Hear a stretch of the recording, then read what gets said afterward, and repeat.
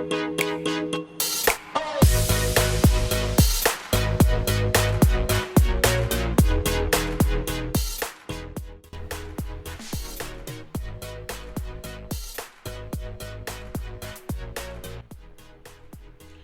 वालेकुम, मैं हूं डॉक्टर इमराना। अब तो लगता है मुझे कि आप मुझे जान गए होंगे। मैं गायनाकोलॉजिस्ट हूं और मैं जहानाबाद में रहती हूं। आज मेरा यहाँ पर बैठने और आपसे इंटरेक्ट करने का मकसद ये है कि मैं चाहती हूँ कि जो पब्लिक के कॉमन क्वेश्चंस हैं डॉक्टर से और हर डॉक्टर की स्पेशली गायनाकोलॉजिस्ट से, तो मैं कुछ ऐसे क्वेश्चन राइट डाउन करूं और उनके नोट्स बनाऊं और उनके छोटे छोटे आंसर दूं जो इजी भी हो और लोगों को आसानी से उनका आइडिया भी हो जाए और समझ भी आ जाए।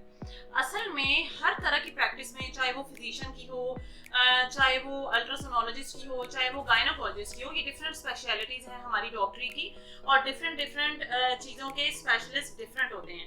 तो मैं जच्चा बच्चा की डॉक्टर हूँ, मुझे गायनाकोलॉजिस्ट कहते हैं। तो डिफरेंट स्पेशलिटीज में अक्सर ऐसे ही सवाल पूछे जाते हैं जो मिथ्स क्रिएट किए होते हैं पुराने ज़माने से। हमारे छोटे शहरों में, गाँव में, कस्बे में जो दाइयों का कल्चर है, क्वैकरी का कल्चर है, तो उसके लिहाज से कुछ बातें फैली हुई होती हैं। तो बेचारे मरीज परेशान हो रहे होते हैं, दम दरूद के पीछे पड़ जाते हैं, कुछ लोग पीरों के पीछे पड़ जाते हैं और इस तरह के आंसर ढूंढने की कोशिश कर रहे होते हैं। जब वो हमारे पास आते हैं तो हमें लगता है कि ये कितनी अजीब बातें कर रहे हैं, लेकिन अब अल्लाह का शुक्र है मुझे थोड़ा सा ये आइडिया हो गया है कि हमने आसान लफ्जों में इजी एजुकेशन को कैसे फैलाना है। तो मैंने सोचा कि मैं अपनी इस छोटी गंदी सी डायरी जो कब से पड़ी हुई थी, इसको यूज में लाऊं और ये मैं अपने साथ पर्स में लेके जाती हूँ। जब भी मेरा पेशेंट या कोई भी पेशेंट, जैसे आप दिन में 20, 30 या 40 पेशेंट अगर चेक करते हैं तो उनमें से कम 5 से 10 पेशेंट ऐसे होते हैं जो बेचारे बहुत सी ऐसे कंफ्यूजन्स में होते हैं और बहुत से ऐसे सवाल कर रहे होते हैं जो समझ से भी बाहर होते हैं और वो सफ़र कर रहे होते हैं। They are sufferers. वो ज़हनी तौर पे भी परेशान होते हैं, डिप्रेस भी होते हैं और उनका मसला भी नहीं हल हो रहा होता। तो मैं चाहती हूँ कि मैं कुछ ऐसे क्वेश्चन नोट डाउन करूँ जिनके आंसर देने बहुत ज़रूरी हैं और जनरल पब्लिक, जनरल लोगों को पता होना चाहिए कि इनके आंसर क्या हैं। तो चले फिर हमने सोचा कि हम कुछ एपिसोड्स बनाएं जिसमें क्वेश्चन आंसर इसका वो डिस्प्ले पे होगा और इसके अंदर एपिसोड्स होंगे। तो ये हमारा पहला एपिसोड है और आज हम कोई 4 कॉमन क्वेश्चन जो हैं वो कवर करेंगे और उनके आंसर देंगे। तो जो सबसे ज्यादा जरूरी सवाल है, आप लोग बताएंगे क्या है आप लोगों के ज़हनों में? कुछ ढूंढे सवाल जो आप लोग अपनी गायनी की डॉक्टर से पूछना चाहते हैं, तो फिर मैं उनके आंसर देती हूँ। मुझे लगता है कि जो सबसे ज्यादा कॉमन सवाल है, पेशेंट जी आया है आपके पास और आके बैठे तो कहेगा हाय अल्लाह डॉक्टर साहिबा, मेरे पेट में बहुत सी गैस होती है जो मेरे दिमाग को चढ़ जाती है। ये सबसे पहला और कॉमन क्वेश्चन है जो हर पेशेंट तकरीबन पूछ रहा होता है। और पेशेंट थोड़ा सा माशाल्लाह हेल्दी होता है, बल्कि होता है, और वो हमेशा यही कहता है कि मेरे पेट में गैस का गोला बनता है, गैस का गोला बन के ऊपर चले जाता है। तो मैं उनको कहती हूँ, और ये जेन्युइन आंसर है, ये आप लोग प्लीज समझ लें और आज अंडरस्टैंड कर लें कि हमारे पेट के अंदर एक आंत होती है, बल्कि बहुत सी आंतें होती हैं जिनके अंदर हमारी खुराक जा रही होती है।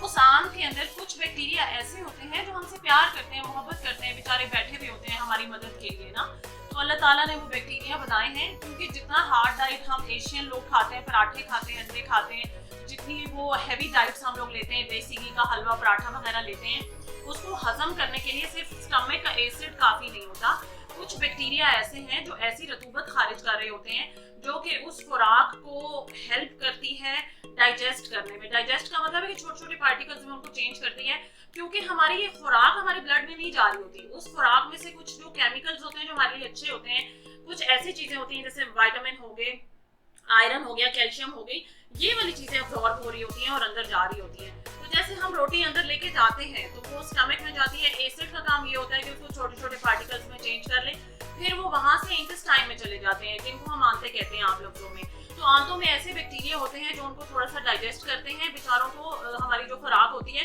क्योंकि उस खुराक ने फिर फजला जो जिसको हम पखाना कहते हैं उसकी कैफियत में आना होता है। तो उनकी जो इंजाइमेटिक रिएक्शन होते हैं उनमें ऐसे कुछ गैसियस पार्टिकल खारिज होते हैं जो कि गैस बनाते हैं, और वो गैस हमारे हेल्थ के लिए होती है, ज़रूरी होती है।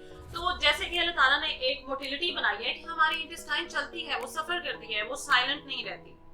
तो जैसे ही किसी को जैसे पखाना वगैरह आता है तो गैस भी खारिज होती है और पखाना भी निकल जाता है। अगर ना खारिज हो तो थोड़ी सी ब्लॉटिंग होती है, उसके लिए बहुत सी चीज़ें जैसे गर्म पानी P low, green tea P low, तो वो वाला मसला भी हल हो जाता है।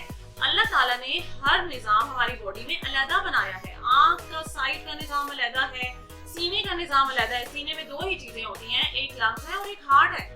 और अलग है बच्चेदानी का और आंतों का निजाम अलग है। तो आंतें चाहे जितनी भी फूल जाएं, उनमें से कोई भी गैस की ट्रैवलिंग ऐसी नहीं है कि वो यहाँ से डायफ्राम, एक पार्टीशन है जो कि पार्टीशन का मतलब होता है कि ऊपर और नीचे के लेवल डिफरेंट है। एक दीवार है जो यहाँ पर बनी हुई है जो सीने और पेट को अलग करती है, उसको हम अपनी साइंस में डायफ्राम कहते हैं। भला मजाल है कि 2 बच्चे हो माँ के पेट के अंदर, 3 बच्चे हो, 4 बच्चे हो, 6 बच्चे हो, सीने में नहीं जाएंगे, यहाँ पे रास्ता बंद है। अल्लाह की तरफ से हर निजाम क्लियर है, हर निजाम अलग है। भला गैस की क्या मजाल जो वो यहाँ से ऊपर चली जाएगी दिमाग के ऊपर, कोई रास्ता ही नहीं, हमें तो नहीं मिला, साइंस में तो नहीं है, बिल्कुल ना हमने पढ़ा, ना अंग्रेजों की किताबों में लिखा हुआ है, ना हमने अपनी आंखों से देखा। तो वो ऐसा है कि गैस कभी भी ऊपर दिमाग को नहीं जाएगी क्योंकि ये वाला रास्ता बंद है।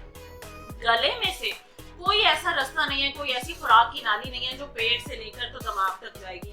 तो प्लीज ये बातें भूल जाएं, थोड़ा सा अपनी खुराक पे तवज्जो दें, हाई फाइबर डाइट लें, प्रोटीन ज्यादा लें, कार्बोहाइड्रेट थोड़ा कम करें। जितने कार्ब्स हम खाएंगे, जैसे रोटी खाएंगे, डबल रोटी खाएंगे, चिप्स खाएंगे, ऐसी चीजें खाएंगे जो जंक फूड होता है जिसको हम जैसे बर्गर वगैरह कहते हैं या पिज्जा वगैरह कहते हैं, तो वो बेचारे बैक्टीरिया को ज्यादा गैस बनानी पड़ेगी, बेचारे क्या करें, उन्होंने काम भी तो करना है। तो ये प्रोसेस खत्म करने के लिए ये वाला मसला हल करना बहुत जरूरी है। तो कोई भी गैस ऐसी नहीं है जो हमारी गर्दन से गुजर के तो हमारे दिमाग को चढ़ जाएगी और सर में दर्द होगी।